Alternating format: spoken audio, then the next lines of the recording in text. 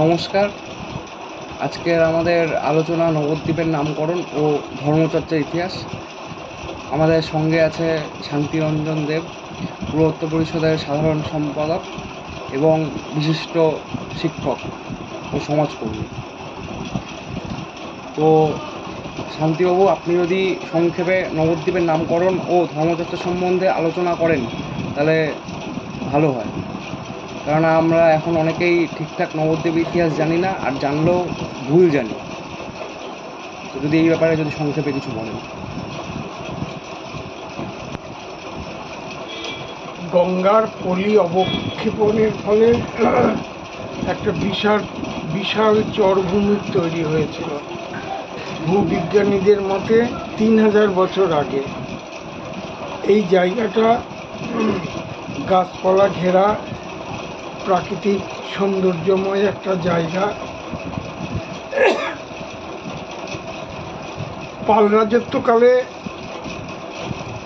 রাজত্বকালের কোনো এক সময়ে তারা এই সুন্দর জায়গায় তারা একটা বিহার তৈরি করলো, তার নাম সুবর্ণ বিহার।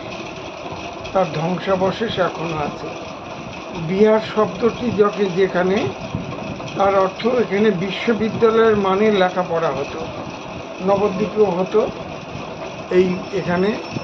সেখানে জ্যোতিষ চর্চা হতো, ধর্ম নিয়ে আলোচনা হতো, তারপরে তন্ত্র সাধনা হতো, ইত্যাদি ইত্যাদি বিভিন্ন বিষয়ে সেখানে আলোচনা হতো। এর পরবর্তীকালে সেন রাজাদের যখন উত্থান, সেন রাজারা দক্ষিণ ভারত থেকে এসে তারা এই নবদ্বীপেই তাদের একটা বসতি স্থাপন করেছিল। গঙ্গার তীরে সুন্দর একটা জায়গা তারা বসতি স্থাপন করেছিল। এটা ছিল তাদের তীর্থাবাস প্রথম দিকে। পরবর্তীকালে বিজয় সেনের নেতৃত্বে যখন সেন রাজত্ব প্রতিষ্ঠিত হলো, তার রাজধানী ছিল নবদ্বীপে। বল্লাল সেন নাম দিয়েছিলেন বিজয়পুর, তার বাবার নামে নবদ্বীপের রাজধানীর নামকরণ করেছিলেন বিজয়পুর। রাজার ধর্ম প্রজার ধর্ম হয়। এই সেন রাজারা ছিলেন ব্রাহ্মণ্য ধর্ম ও সংস্কৃতির পৃষ্ঠপোষক। ফলে কি হলো, রাজ পৃষ্ঠপোষকতার অভাবে বৌদ্ধ বিহারের যে কাজকর্মগুলো বন্ধ হয়ে গেল। কিন্তু বৌদ্ধদের এই যে শিক্ষা, বৌদ্ধদের এই সাধনার যে ঐতিহ্যটা, এটা থেকে গেল, সেনরা নিয়ে গেল। ফলে তারা এখানে যেমন অন্যান্য বিষয়ের সঙ্গে তন্ত্র চর্চাও করত। মনে রাখতে হবে, তন্ত্রের আদিগ্রন্থ হলো অথর্ববেদ, কিন্তু তন্ত্রটাকে নানানভাবে পল্লবিত করেছেন বৌদ্ধরা। তারা এই তন্ত্র এত বেশি চর্চা করেছে, তন্ত্রটাকে সমৃদ্ধ করেছে বৌদ্ধরা। ফলে কি হলো, এই শিক্ষা এবং তন্ত্র সাধনার ঐতিহ্যটা নবদ্বীপে থেকে গেল, সেনরা নিয়ে গেল। লক্ষণ সেনের যে পঞ্চরত্ন ছিল তার মধ্যে 2 জন ছিলেন বৌদ্ধ। ফলে শিক্ষা এবং সংস্কৃতের ঐতিহ্যটা বৌদ্ধদের কাছ থেকে পাওয়া। সেন রাজারা প্রত্যেকেই খুব লেখাপড়া জানা মানুষ ছিলেন। বল্লাল সেন তো পণ্ডিত অনিরুদ্ধের কাছ থেকে লেখাপড়া শিখেছিলেন, তিনি 2টি গ্রন্থ রচনা করেছিলেন ইত্যাদি। লক্ষণ সেনও খুব বিদ্যোৎসাহী মানুষ ছিলেন, তার পঞ্চরত্ন ছিল।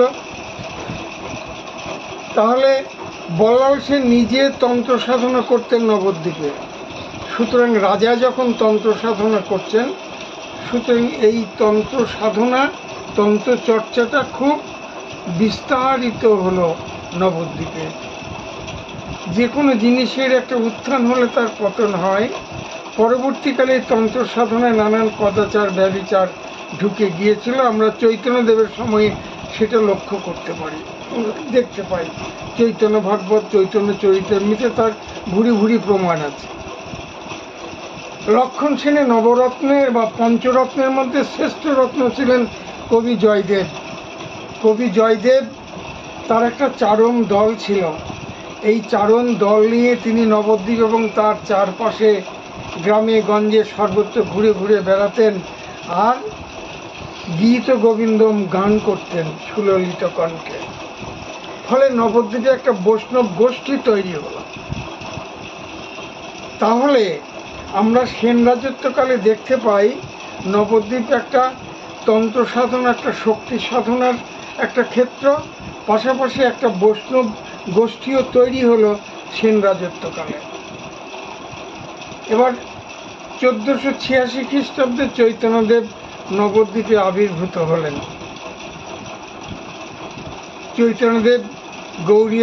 চৈতন্যদেব বৈষ্ণব ধর্মটাকে গণমুখী করলেন। এই ধর্মটাকে নিয়ে তিনি গণ আন্দোলন করলেন এবং সমাজের ব্যভিচার কদাচার দূর করে মানুষকে জাত পাত অস্পৃশ্যতা দূর করে মানুষকে মানুষের মতো বাঁচার অধিকার তিনি ফিরিয়ে দিলেন। সেটা এক বিরাট ইতিহাস।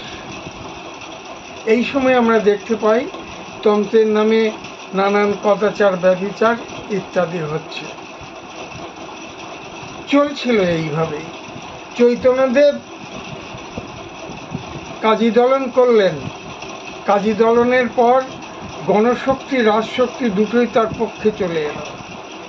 কিন্তু চৈতন্যদেব এই যে স্মৃতিশাস্ত্র শাসিত নবদ্বীপের পণ্ডিত সমাজ আর একদিকে তন্ত্র তান্ত্রিক কাপালিকদের কদাচার ব্যভিচার, চৈতন্যদেবের সময় এটা অবদমিত হয়েছিল। চৈতন্যদেব কাউকে নবদ্বীপ থেকে তাড়িয়ে দেননি। 1510 খ্রিস্টাব্দে চৈতন্যদেব সন্ন্যাস নিয়ে চলে গেল। এরা আবার মাথা চাড়া দিয়ে উঠল, এই সমাজপতিরা তারা এবং এই তান্ত্রিক কাপালিক তারা। এইবার 1600 খ্রিস্টাব্দ, 1605 থেকে 10-এর মধ্যে কৃষ্ণানন্দ আগমবাগীশের আবির্ভাব এই নবদ্বীপে। তার পিতার নাম মহেশ্বর গৌরাচার্য। মহেশ্বর গৌরাচার্যের দুই ছেলে, বড় ছেলে কৃষ্ণানন্দ আর ছোট ছেলে মাধবানন্দ। কৃষ্ণানন্দ শক্তির উপাসক, মাধবানন্দ বিষ্ণুর উপাসক। এই মাধবানন্দের বংশধর এখনো নবদ্বীপে আছে। নবদ্বীপে মহামহোপাধ্যায় অজিতনাথ নাইরত্ন, তারপরে বৈদ্যনাথ ভট্টাচার্য, সিপিএমের কাউন্সিলর ছিল বিশ্বজিৎ ভট্টাচার্য, এরা সব এই মাধবানন্দের বংশধর এখনো আছে। কৃষ্ণানন্দের বংশধর নবদ্বীপে নেই, তার দৌহিত্র বংশধর মেয়ের পক্ষের দিক থেকে এখন কিছু কিছু আছে নবদ্বীপে।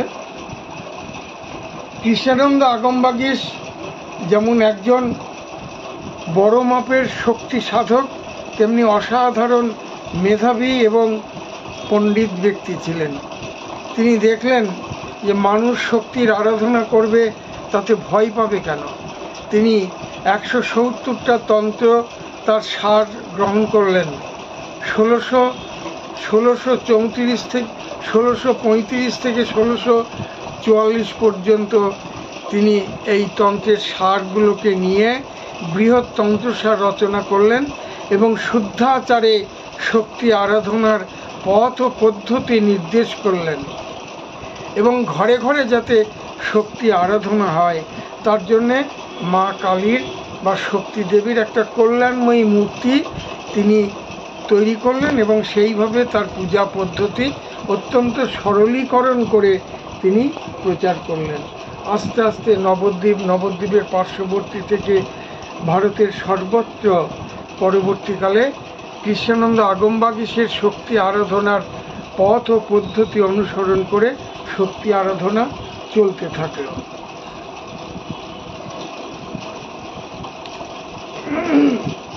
এইভাবে চলে আসছিল।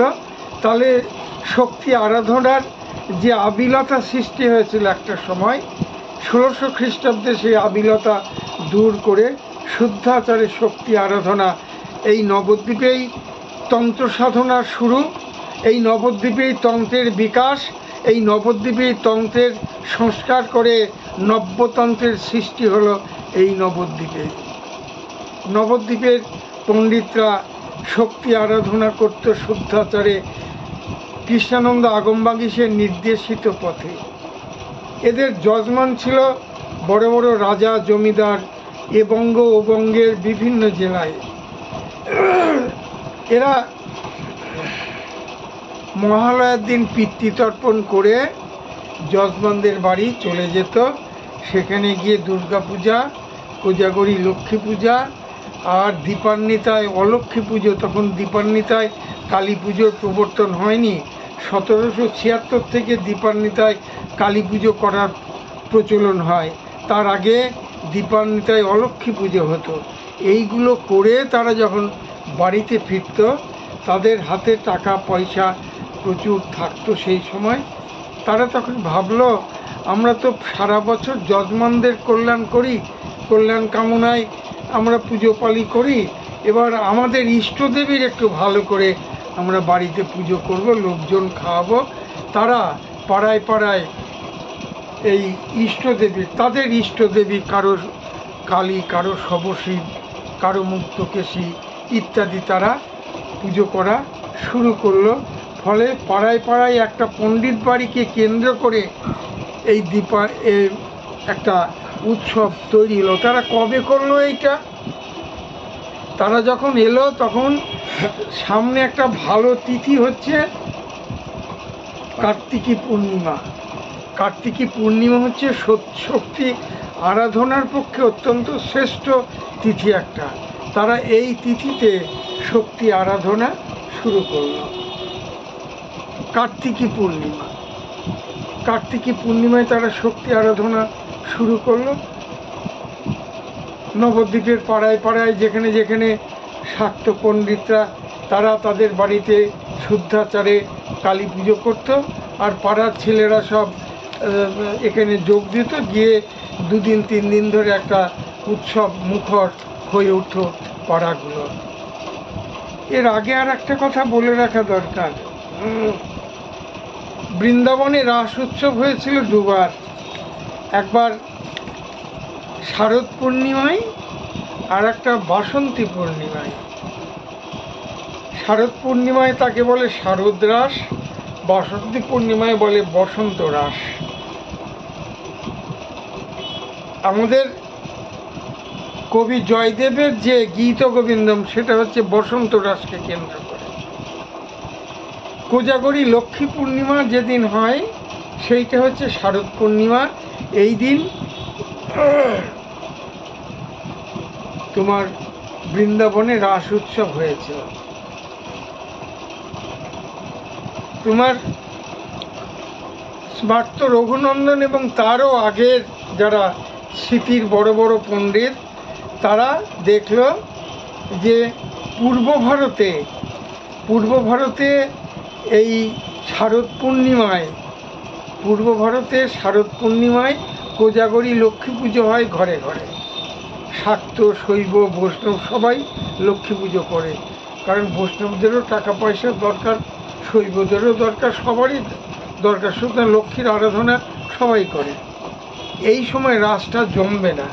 তারা তখন বলল কি, যে পূর্ব ভারতে রাস উৎসব হবে কার্তিকী পূর্ণিমায়। আর একটা ব্যাপার হচ্ছে যে শারদ পূর্ণিমায় বৃন্দাবনের যে প্রাকৃতিক সৌন্দর্য, সেই প্রাকৃতিক সৌন্দর্য আসে আমাদের কার্তিকী পূর্ণিমায়। প্রায় বছরই দুর্গা পুজোর সময় আশ্বিনের ঝড় বলে একটা প্রবাদ আছে। প্রায় বছরই দুর্গা পুজোর মধ্যে ঝড়, বৃষ্টি, বান, বন্যা আমাদের, ফলে এই সময় রাস উৎসব জমে না। তারা বিধান দিল পূর্ব ভারতে শারদ রাস হবে কার্তিকী পূর্ণিমায়। কার্তিকী পূর্ণিমায় শারদ রাস হতো বলে এই পূর্ণিমার নামকরণ হয়ে গিয়েছিল রাস পূর্ণিমা। ঠিক আছে, রাস পূর্ণিমা। তো নবদ্বীপে রাস পূর্ণিমা হতো না খুব একটা। আশপাশে বাইরে যেখানে যেখানে বৈষ্ণব মঠ মন্দির আছে, সেখানে এই কার্তিকী পূর্ণিমায় রাস উৎসব হতো। কি হতো সেখানে? সেখানে এই দিন শ্রীকৃষ্ণের লীলা পাঠ হতো, তারা ভালোভাবে ভোগ টোগ দেওয়া হতো, সারাদিন ধরে অষ্টপ্রহর নাম হতো, কীর্তন হতো, পালা কীর্তন হতো, ইত্যাদি ইত্যাদি। এইবার নবদ্বীপের শাক্ত পণ্ডিতরা এই তিথিতে তারা শক্তি আরাধনা শুরু করলো। 1700 খ্রিস্টাব্দের প্রথম দিক থেকে এটা শুরু হলো।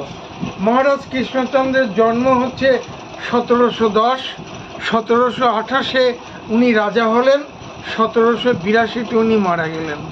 মহারাজ কৃষ্ণচন্দ্র ছিলেন 4টি সমাজের সমাজপতি। মহারাজ কৃষ্ণচন্দ্র তাদের বাড়িতে ইষ্টদেবতা ছিল নারায়ণ, কিন্তু ব্যক্তিগতভাবে মহারাজ কৃষ্ণচন্দ্র শক্তি আরাধনার পক্ষপাতে ছিলেন। আমরা ভারতীয়রা হচ্ছে পঞ্চোপাসক, যারা শক্তির আরাধনা করে তারা শাক্ত, যারা শিবের আরাধনা করে তারা শৈব, যারা বিষ্ণুর আরাধনা করে তারা বৈষ্ণব, যারা গণেশের আরাধনা করে তাদেরকে বলা হয় গাণপত্য, যারা সূর্যের উপাসনা করে তাদেরকে বলা হয় সৌর। এদের মধ্যে কোনো ভেদ নেই, কিন্তু ভেদ করি আমরা নিচুতলার মানুষ। যে যেটাকে উপাসনা করে অন্যগুলোকে তারা অবজ্ঞা অবহেলা করে, কিন্তু কার্যত এদের মধ্যে কোনো ভেদ নেই। মহারাজ কৃষ্ণচন্দ্র 4টে সমাজের সমাজপতি, তিনি কোনো ভেদ রেখা টানেননি। কিন্তু তিনি দেখলেন যে এই যে কার্তিকী পূর্ণিমাকে কেন্দ্র করে নবদ্বীপের শাক্ত পণ্ডিতরা পাড়ায় পাড়ায় যে অনুষ্ঠান করে, একটা বেশ উৎসব মুখর হয়ে ওঠে। তিনি তখন বললেন, তিনি আসতেন, দেখতেন, তার ভালো লাগতো। তিনি নিজে তো ব্যক্তিগতভাবে শক্তির উপাসনার পক্ষপাতে ছিলেন, তিনি এটাকে আরও সমৃদ্ধ করার চেষ্টা করলেন। তিনি পণ্ডিতদের বললেন যে আপনারা ঘটে যন্ত্রে পুজো করেন, আপনারা মূর্তি তুলে পুজো করুন, তাহলে আরেকটু সেটা দৃষ্টিগ্রাহ্য হয়। সাধারণ মানুষ চোখের সামনে যেটা দেখে সেইটাকে মনে রাখে, আপনারা মূর্তি তুলে পুজো করুন। তা মহারাজ কৃষ্ণচন্দ্রের সভা পণ্ডিত, ভারত বিখ্যাত ন্যায়ের অধ্যাপক পণ্ডিত, তিনি ওই তেঘুরি দেয়ারা পাড়ায় ওই যে এলানি কালী যেটা আছে, সেইখানে তিনি প্রথম কালী মূর্তি তৈরি করে পুজো করলেন। অনুমান করা হচ্ছে সালটা 1752। মহারাজ কৃষ্ণচন্দ্র এসেছিলেন, এসে তিনি দেখলেন 1752।